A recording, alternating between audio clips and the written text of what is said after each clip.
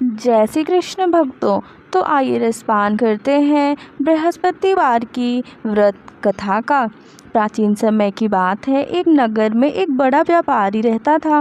वह जहाज़ों में माल लदवाकर दूसरे देशों में भेजा करता था। वह जिस प्रकार अधिक धन कमाता था उसी प्रकार जी खोलकर दान भी करता था। परंतु उसकी पत्नी अत्यंत कंजूस थी। वह किसी को एक दमड़ी भी नहीं देने देती थी। एक बार सेठ जब दूसरे देश व्यापार करने गया तो पीछे से बृहस्पति देव ने साधु वेश में उसकी पत्नी से भिक्षा मांगी। व्यापारी की पत्नी बृहस्पति देव से बोली, हे साधु महाराज, मैं इस दान और पुण्य से तंग आ गई हूँ। आप कोई ऐसा उपाय बताएं जिससे मेरा सारा धन नष्ट हो जाए और मैं आराम से रह सकूं। मैं यह धन लूटता हुआ नहीं देख सकती। बृहस्पति देव ने कहा, हे देवी, तुम बड़ी विचित्र हो। संतान और धन से कोई दुखी होता है? अगर अधिक धन है तो इसे शुभ कार्यों में लगाओ। कुंवारी कन्याओं का विवाह कराओ, विद्यालय और बाग बगीचों का निर्माण कराओ। ऐसे पुण्य कार्य करने से तुम्हारा लोक परलोक सार्थक हो सकता है। परंतु साधु की इन बातों से व्यापारी की पत्नी को खुशी नहीं हुई। उसने कहा, मुझे ऐसे धन की आवश्यकता नहीं है जिसे मैं दान दूं। तब बृहस्पति देव बोले, यदि तुम्हारी ऐसी इच्छा है तो तुम एक उपाय करना। 7 बृहस्पतिवार घर को गोबर से लीपना, अपने केसों को पीली मिट्टी से धोना, केसों को धोते समय स्नान करना, व्यापारी से हजामत बनाने को कहना, भोजन में मांस मदिरा खाना, कपड़े अपने घर धोना। ऐसा करने से तुम्हारा सारा धन नष्ट हो जाएगा। इतना कहकर बृहस्पति देव अंतर ध्यान हो गए।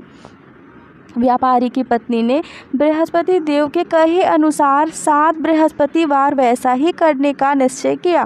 केवल 3 बृहस्पतिवार बीते थे कि उसी समस्त संपत्ति नष्ट हो गई और वह परलोक से धार गई। जब व्यापारी वापस आया तो उसने देखा कि उसका सब कुछ नष्ट हो चुका है। उस व्यापारी ने अपनी पुत्री को सांत्वना दी और दूसरे नगर में जाकर बस गया। वहाँ वह जंगल में लकड़ी काट कर लाता और शहर में बेचता। इस तरह वह अपना जीवन व्यतीत करने लगा। एक दिन उसकी पुत्री ने दही खाने की इच्छा प्रकट की, लेकिन व्यापारी के पास दही खरीदने के पैसे नहीं थे। वह अपनी पुत्री को आश्वासन देकर जंगल में लकड़ी काटने चला गया। वहाँ एक वृक्ष के नीचे बैठ अपनी पूर्व दशा पर विचार कर रोने लगा। उस दिन बृहस्पतिवार था। तभी वहाँ बृहस्पति देव साधु के रूप में सेठ के पास आए और बोले, हे मनुष्य, तुम इस जंगल में किस चिंता में बैठे हो? तब व्यापारी बोला, हे महाराज, आप सब कुछ जानते हैं। इतना कहकर व्यापारी अपनी कहानी सुनाकर रो पड़ा। बृहस्पति देव बोले, देखो बेटा, तुम्हारी पत्नी ने बृहस्पति देव का अपमान किया था, इसी कारण तुम्हारा यह हाल हुआ है। लेकिन अब तुम किसी प्रकार की चिंता मत करो। तुम गुरुवार के दिन बृहस्पति देव का पाठ करो।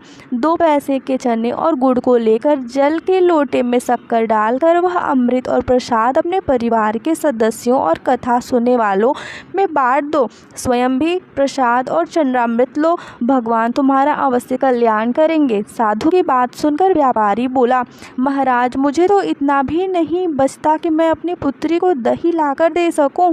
इस पर साधु जी बोले, तुम लकड़ियाँ शहर में बेचने जाना। तुम्हें लकड़ियाँ के दाम पहले से चौगुने मिलेंगे, जिससे तुम्हारे सारे कार्य सिद्ध हो जाएंगे। उसने लकड़ियाँ काटी और शहर में बेचने के लिए चल पड़ा। उसकी लकड़ियाँ अच्छे दाम में बिक गई, जिससे उसने अपनी पुत्री के लिए दही लिया और गुरुवार की कथा हेतु चना गुड़ लेकर कथा की ओर प्रसाद बांटकर स्वयं भी खाया। उसी दिन से उसकी सभी कठिनाइयाँ दूर होने लगी। परंतु अगले बृहस्पतिवार को वह कथा करना भूल गया। अगले दिन वहाँ के राजा ने एक बड़े यज्ञ का आयोजन कर पूरे नगर के लोगों के लिए भोज का आयोजन किया। राजा की आज्ञा अनुसार पूरा नगर राजा के महल में भोज करने आया, लेकिन व्यापारी व उसकी पुत्री तनिक विलंब से पहुँचे। अतः उन दोनों को राजा ने महल में ले जाकर भोजन कराया। जब वे दोनों लौट कर आए तब रानी ने देखा कि उसका खूंटी पर टंगा हार गायब है। रानी को व्यापारी और उसकी पुत्री पर संदेह हुआ कि उसका हार उन दोनों ने ही चुराया है। राजा की आज्ञा से उन दोनों को कारावास की कोठरी में कैद कर दिया गया। कैद में पड़कर दोनों अत्यंत दुखी हुए। वहाँ उन्होंने बृहस्पति देवता का स्मरण किया। बृहस्पति देव ने प्रकट होकर व्यापारी को उसकी भूल का आभास कराया और उन्हें सलाह दी कि गुरुवार के दिन कैद खाने के दरवाजे पर तुम्हें 2 पैसे मिलेंगे। उनसे तुम चने और मुनक्का मंगवा कर विधिपूर्वक बृहस्पति देवता का पूजन करना। तुम्हारे सब दुख दूर होंगे। बृहस्पतिवार को कैद खाने के द्वारा पर उन्हें 2 पैसे मिले। बाहर सड़क पर एक स्त्री जा रही थी। व्यापारी ने उसे बुलवाकर गुड़ और चने लाने को कहा। इस पर वह स्त्री बोली, मैं अपनी बहू के लिए गहने लेने जा रही हूँ, मेरे पास समय नहीं है। इतना कहकर वह चली गई। थोड़ी देर बाद वहाँ एक और स्त्री निकली। व्यापारी ने उसे बुलाकर कहा कि हे बहन, मुझे बृहस्पतिवार की कथा करनी है, तुम मुझे 2 पैसे का गुड़ चना लाकर दे दो। बृहस्पति देव का नाम सुनकर वह स्त्री बोली, भाई मैं तुम्हें अभी गुड़ चना लाकर देती हूँ। मेरा इकलौता पुत्र मर गया है, मैं उसके लिए कफन लेने जा रही थी, लेकिन मैं पहले तुम्हारा काम करूँगी, उसके बाद अपने पुत्र के लिए कफन लाऊंगी।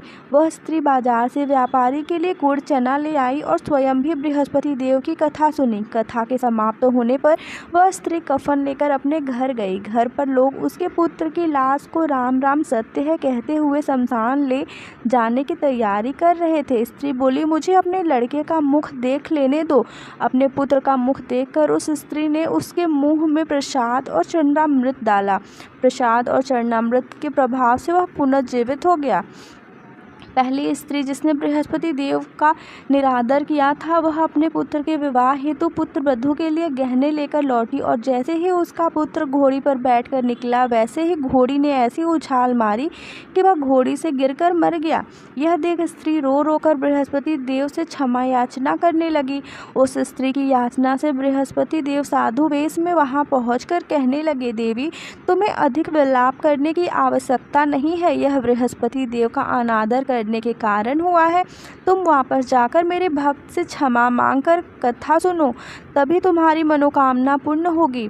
जेल में जाकर उस स्त्री ने व्यापारी से माफ़ी मांगी और कथा सुनी। कथा के उपरांत वह प्रसाद और चरणामृत लेकर अपने घर वापस गई। घर आकर उसने चरणामृत अपने मृत पुत्र के मुख में डाला।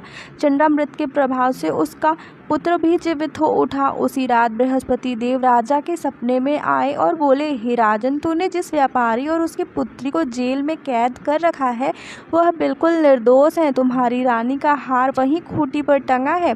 दिन निकला तो राजा रानी ने हार खूंटी पर लटका हुआ देखा। राजा ने उस व्यापारी और उसकी पुत्री को रिहा कर दिया और उन्हें आधा राज्य देकर उनकी पुत्री का विवाह उच्च कुल में करवाकर दहेज में हीरे जवाहरात दिए। तो इस प्रकार से बृहस्पतिवार की कथा संपूर्ण हुई। जय श्री कृष्ण।